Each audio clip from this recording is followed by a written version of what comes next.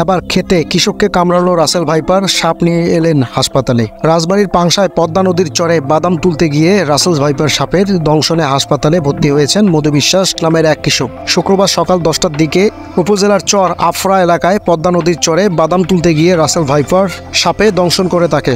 রাসেল ভাইপারের দংশনের শিকার কৃষক মধু বিশ্বাস পাংশা উপজেলার হাবাসপুর ইউনিয়নের চর আফরা গ্রামের মৃত আক্কেল বিশ্বাসের ছেলে।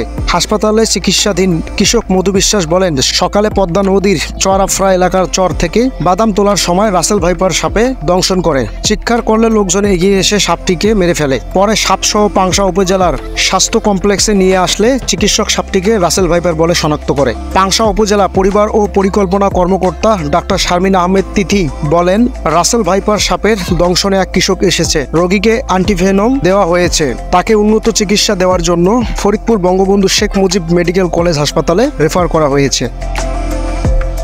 মধু বিশ্বাস আরও বলেন, সাপ কামড়ালে ওঝা বা কবিরাজের কাছে যেয়ে সময় নষ্ট না করে নিকটস্থ স্বাস্থ্য কমপ্লেক্সে দ্রুত যাওয়ার।